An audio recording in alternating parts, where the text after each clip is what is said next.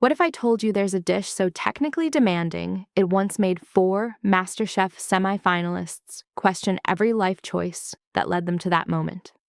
Meet coffee-crusted venison with truffle gnocchi, silky cauliflower puree, made by boiling cauliflower in milk because we're fancy like that, and a red wine chocolate sauce that sounds like dessert but behaves like pure, savory genius.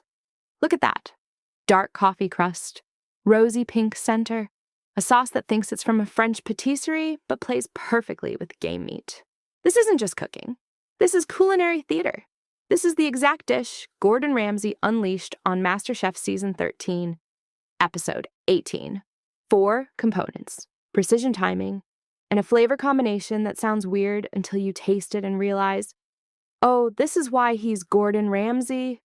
Let's break it down. Start with your venison. In medieval Europe, this was food for royalty. Poaching a deer could get you hanged.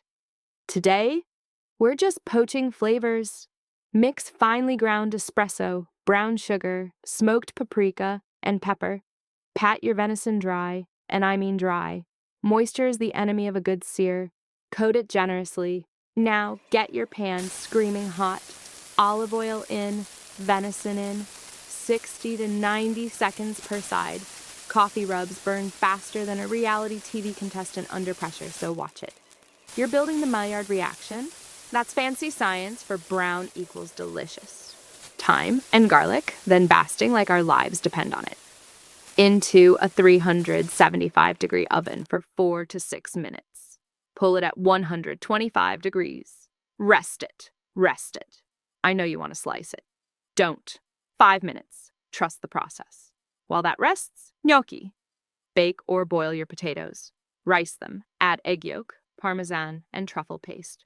Because if you're going to be extra, be extra.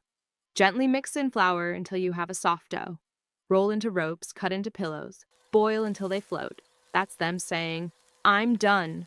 Then finish in butter until golden. Cauliflower puree? Here's the secret. Simmer it in whole milk, not water. Gentle heat. No boiling. Rolling boil makes milk angry, and angry milk curdles. The milk gives you richness from the inside out. Blend with butter until it's smoother than your best dinner party small talk. Now, the sauce. Shallots, red wine, reduce until syrupy.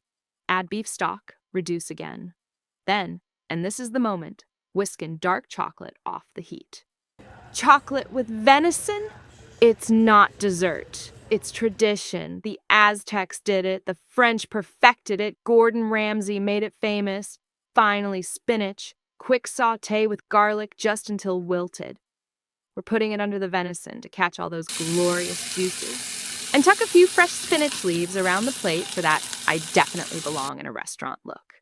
Plate it. Spinach bed. Arrange the gnocchis, adding dots of the puree. Slice that rested venison. Fan it over the spinach. Spoon chocolate sauce around, not on. And if you're feeling fancy, shave a little fresh truffle on top. Now taste. The coffee crust is bitter and smoky. The venison is so tender, it barely needs a knife. The gnocchi are little clouds of earthy luxury. And that sauce? Deep, rich, with chocolate bitterness cutting through like a plot twist you didn't see coming but immediately love. But if there's a king of fine dining pressure tests, this is it. It's a lot of components, but each one teaches you something. And when you pull it off, pure magic. This is Food Illustrated. And as always, enjoy the process of illustration on your plate.